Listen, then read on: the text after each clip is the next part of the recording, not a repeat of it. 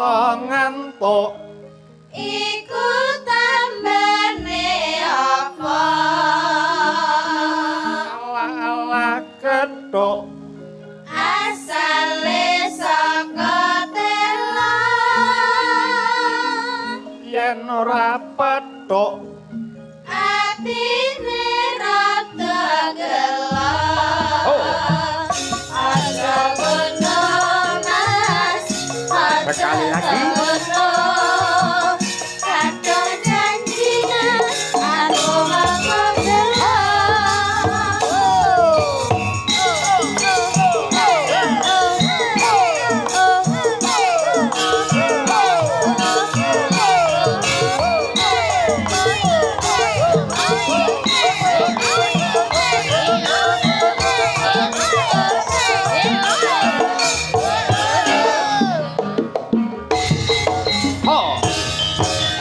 sore-sore padang bulan aku kabeh aja turu sore-sore kethuk asale saka tela mata ngantuk iku tambane apa ala kethuk asale saka tela yen ora pethuk atine rada gelo aja ngono mas aja ngono kadang janji mas aku mau gelo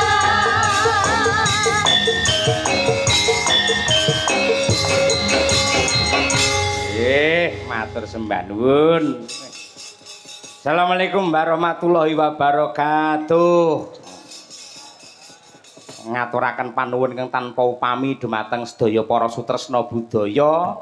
Manut jam kula menika meh jam kalih parandini tasih kathah ingkang kepareng mengapresiasi mirsani lan nenggani kiprahipun kula sak kanca Madangkara ingkang mituhu dawuh pangandikanipun para pepunden dalam rangka peresmian Hotel Merkur diselenggarakan oleh Sukses Jaya Group dipun pandegani dening pepunden kula Bapak Harsono Lukito sekalian Ibu Eli dasaripun dipun sengkuyung kalian Mas Andi Halim putra saking Bapak Harsono sumrambahipun sagung para panitia kula ngaturaken panuwun ingkang tanpa upami menawi dalu menika kula mboten sowan wonten ing Hotel Merkur menika satemah pecah rekor kula selama Februari jebul nganggur mboten ten pundi-pundi. Nggih. Alhamdulillah menika saged sowan kena nggih sangu poso. Poso pos niku berhenti, so niku rasa tegese ngeposke rasa.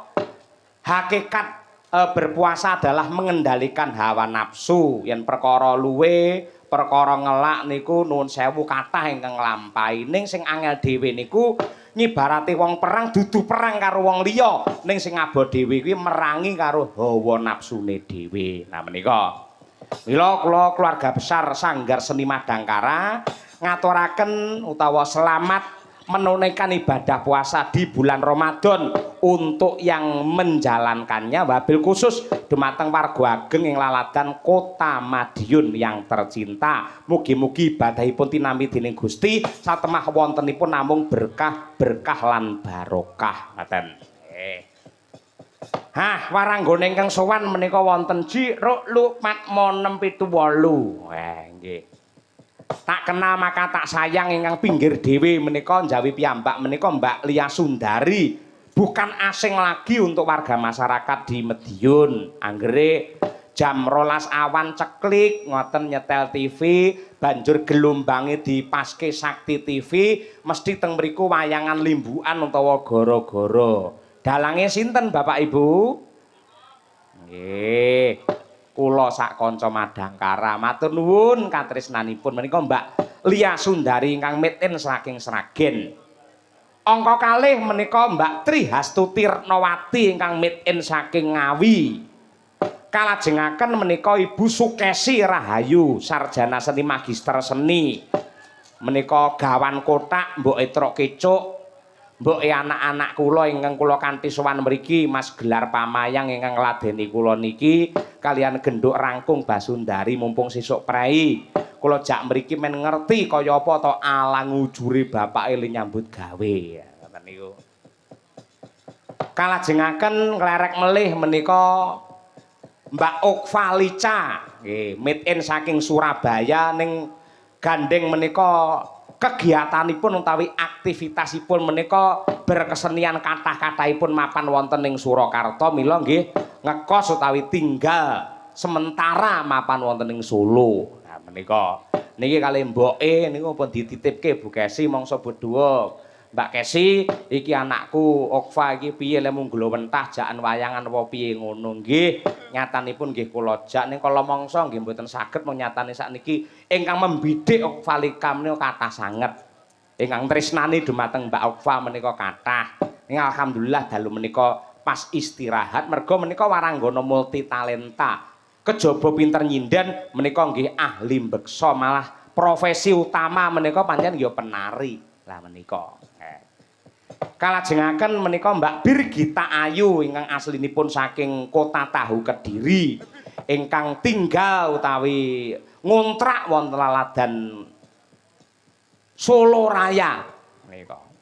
Kontrak menika statusipun piyambak ning kala mangsa nggih wonten ingkang ngancani teng mriku. Nggih kanca kancanipun ya Mbak Winong ya Nduk Umi menika dolan mriku dan lain sebagainya. Mbak Birgita kalajengaken genduk Nimas Ayu Winong Nawangsih aku melu marem aku melu seneng wingi nderekke Mas Rudi Gareng neng Sumatera utawa laladan ngendi wingi iki live streaming wah bintang tamu dheke wong loro ya melu syukur melu seneng rekake le munggah panggung ya dalange wiwit barang dheke lagi munggah wis ora apa-apa mbok menawa saka adohe kesel awake niku kudu ngangge leren Mbak Winong kala wau saking laladan Tulungagung kalajengaken genduk Umi Hafifah menika penghuni wis marangkung kos kagunganipun Ibu Sukesi Rahayu menika. Rumiyin ingkang dados anak kos teng mriku namung Umi Hafifah ning alhamdulillah sakmenika saya tambah. Dadi upamane Bu Kesi nganggur le nyinden terus le dadi dosen ndelalah tunjangan kinerjane niku mboten medun iso njagake dhuwit kos-kosan. Alhamdulillah mumpung duwe rezeki ya nggih samben apa ya sempulur dadi dalang terus apa arep dadi sinden terus mesti ana watese terus disusul generasi peneruse. Dene ingkang minangka pamungkasing paseban wah iki ngatasé bintang tamu no rekake ya gayane kaya sinden gawane dalange. Rekake seragame ya padha karo kancane. Jane yen genduk niken pun kula bebas wis to nduk bebas nggih seragam apa wae. Ning dheweke le kandha niku mboten pede yen mboten seragam padha kalih kancane. Niku janjane mung nyeneng-nyenengke Bu Kesi, gawe mareme wong tuwa, gawe senenge kula. Men dianggep iki lho bener-bener iki bocah Madangkara, iki lho anake Bu Kesi Rahayu. Mula le dandan, le nganggo seragam padake karo kanca kancane. Ning janjane mboten perkara seragam, sing jenenge bintang tamu niku babakan kualitas mboten dari bentuk tubuh maupun dari nuwun sewu agemanipun. Ning kang wigati pancen daya pikatnya dari suara dan juga jogetnya sing nyatane bisa menjadi apa kuwi renane penggali senenge pikir para sutresna Buddha sing racake utawa jumlahe nganti ewon kabeh padha tresnani kalian Niken Salindri. Wah, luar biasa. Kaya ngono kuwi. Bocah sik semono parandene janjane ngene iki pamane bar limbukan ngono kula pun nembang kathah Pak Dalang kula tak wangsul ki mawon tak leren mergo sesuk badhe bajutan melih ora apa-apa ning setun tresnane karo Dalang Cahya Kuntadi bektine karo keluarga besar Merkur lan ugi tresnanipun dumateng sutresna budaya Kota Madiun mila Nadianto meh jam 3 Bu Niken Salindri tetep jenak pinarak ning kene lho ngono Niken. Kalane dadi ibu iki nggih. Sik ben leren dhisik wit sore ingkang dereng nembang menika bojo kula Ibu Sukesi Rahayu. Iki sangu poso Bu Kesi sampean mang nembang malah nggen gara-gara niki santai merdika yen limbukan isih kebarung bintang tamu akeh gojekane sok-sok lagu-lagune mung sithik. Sakmenika monggo Bu Kesi menika kula caosi wekdal wong nyatane penggemar jenengan nggih tasih kathah ingkang dipun wadahi wonten paguyuban Caksi Lover menika welah temenanan. Tebih saking Kediri nusul Nadia niku, saking Ngawi nggih do nusul matur nuwun. Jan kaya ngono kuwi. Bu Kesi, geng dalu Bu Kesi. Assalamualaikum. Waalaikumsalam warahmatullahi wabarakatuh, Mas Petro. Kados pundi mirsani para pamirsa ing laladan Kota Madiun Bu Kesi. Wah, menawi teng Madiun ngene iki kula pun mboten saged alok napa-napa. Pancen saestu pamirsa utawi penonton Madiun menika senes namung penonton biasa. Senes penonton wayang biasa namun adalah penikmat wayang dan cerita yang luar biasa. Terbukti dalu niki ngantos jam kalih penonton tasih kuatah sanget. Pramila matur nuwun nggih Bapak Ibu ingkang sampun nenggoni Pak Cahya Kuntadi dalu niki. Kuwi ibuke lho sing kudunge apa biru ndok bebek iki setiap madangkara rene mesti teko kuwi. Lah iki. Ya sak rombongan karo ibu-ibu kuwi lho. Sak rombongan kuwi kaya ngono. Wah iki wis arep narik sangu ning pinggir kene iki. Ento njaluk sangu watone gelem tak lone dadi setelika. Ayo. Ayo, mugi-mugi sehat selalu panjang umur nggih Bu nggih. Nggih. Tansah pinaringan berkah saking Allah taala. Nggih. Nembang napa Bu Kesi? Sing klasik mawon, santai mawon. Oh nggih. Nggih. Klasik. Nggih. Sinom Parijoto. Nah, Ning jane niki wau enten anak kula Caksi Lover ingkang nembe ulang tahun. Nyuwun gending antaranipun Sri Huning Mustika Tuban Sesideman mungkin kersane anak-anak kula. Oh, beres, Kula tak beres. sinom Parijoto mawon. Nggih, nggih. Ingkang nembe ambal warsa mugi-mugi tansah pinaringan panjang yuswa, sehat walafiat, murah rejeki lan barokah. Amin ya rabbal alamin. Sinom Parijoto dening Ibu Sukesi Rahayu, waranggono yang pernah viral pada abadnya. Alias sinden jahiliyah. Mboten ding, mboten. Sutresnane tasih kathah, ibu-ibu niku tasih tresna kalih Bu Kesi nggih to Bu, Bapak Ibu sedaya. Oh. Tur Bu Kesi iki umure saya tambah, rumasaku malah saya ayu, saya enom, saya cantik niku saestu. Lek mboten saya ayu, mboten cantik, mokal kula menika njur tresna terus setia kalih Bu Kesi mokal. Apa ya ta, Bu? Hah? Tambah ayu ta, Bu? Pak Cahya pancen wedi kalih kula. Lek wedi kalih kula Bu, saestu menika Pak Sebabe Cahya. apa kok wedi? Wedi no, mengke mergane lek napa nggih? Nakal ngoten niku nggih. Niku mengke mboten kula angsali tumbas rokok. Dadi kalahe mung kalih rokok niku Pak Cahya menika. Ngoten niku. Lek mboten ngerokok pun bingung dhek. Wong wedok ayu saged dikipatke ning lek rokok wah mboten saged nipataken Bu. Nggih. Mula sampean bejo lho, lek aku nganti kecanduan karo wong wedok, kecanduan karo main, kecanduan karo mendem niku bahaya. Yen mung ngrokok ora apa-apa. Tur rokok niku mboten bahaya. Wong ngrokok pol-pole lara utawa sakite lek mung paru-paru. Ning lek ora ngrokok, kuwi larane malah rupa-rupa niku malah. Ngoten niku. Mangga Bu Kesi sinomipun Parijoto katur dumateng sagung para sepuh, adi sepuh lan ugi salam kurmat bekti dumateng budayawan senior ing laladan Madiun Abai Haji Muhammad Syakirun. Mangga Bu.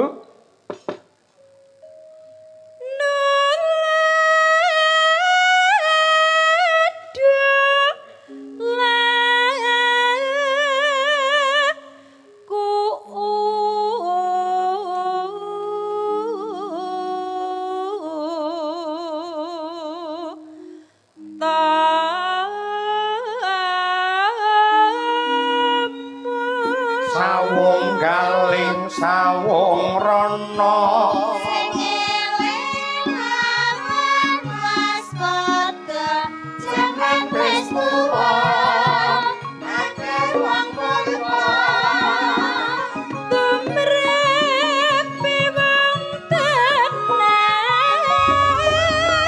Tak sakira asli wong Madura.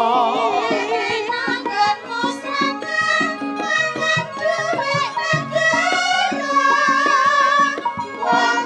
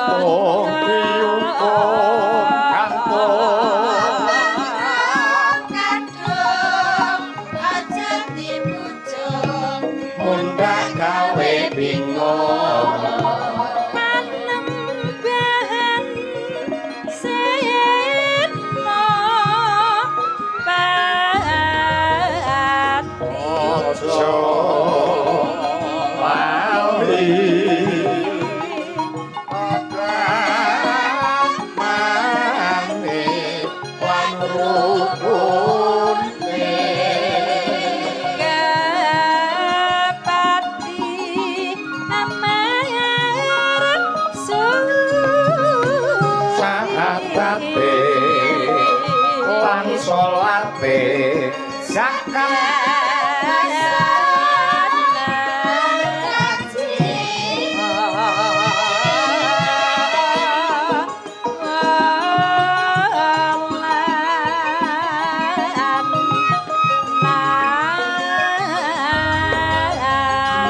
Sima dirabi walondo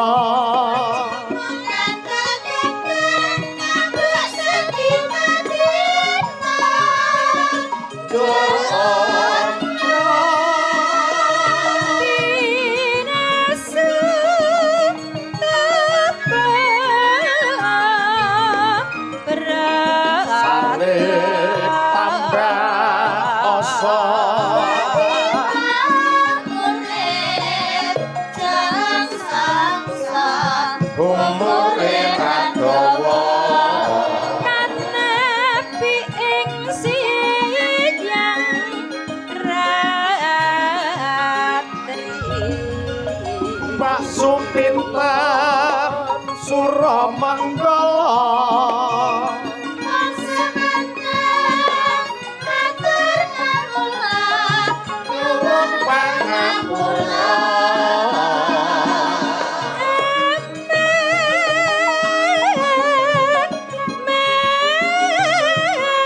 sing sayo-sayo sing rukun-rukun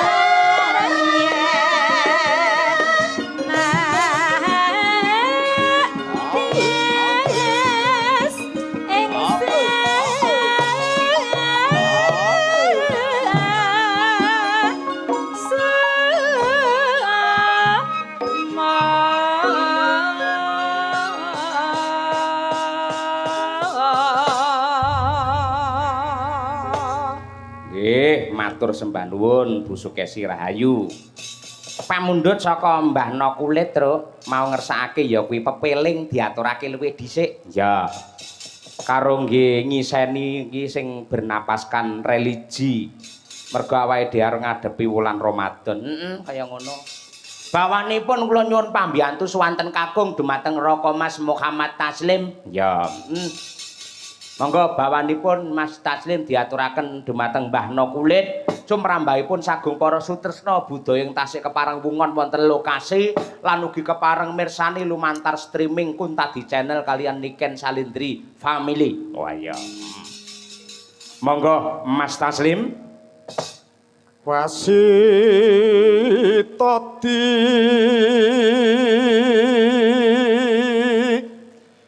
saking prawinasis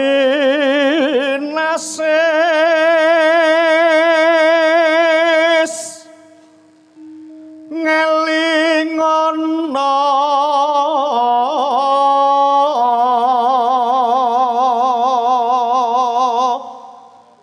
wong urip ing donya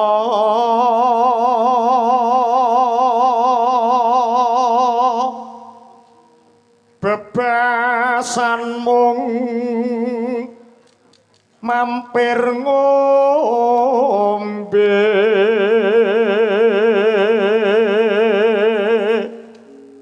ugi kulaturaken dumateng Bapak Marsana Pilang Kenceng Madiun ingkang dalu menika taksih monitor Kuntadi Channel saben-saben kula sak kanca pentas mesti kepareng mirsani. Iya. Matur nuwun sugeng mirsani sugeng lenggah Pak Marsana Pilang Kenceng. Ya boleh. Monggo Mas Taslim. Salat kang limang waktu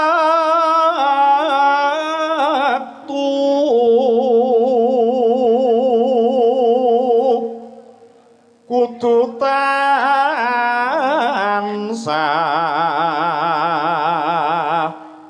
dipun lampahi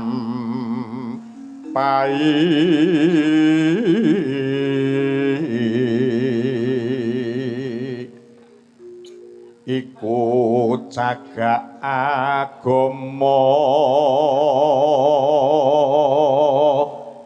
pakarti kang luhur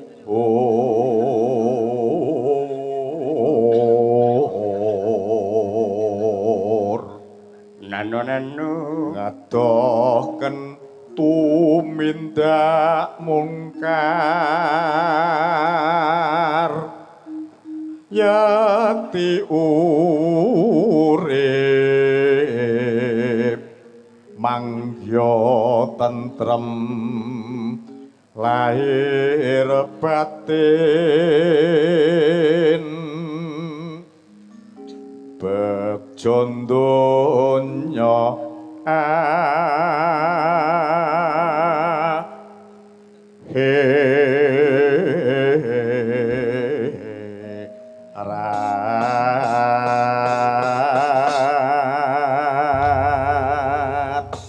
matur sembah nuwun monggo kalajengaken pepiling karya Abdi Solo Ki Haji Anom Surata dados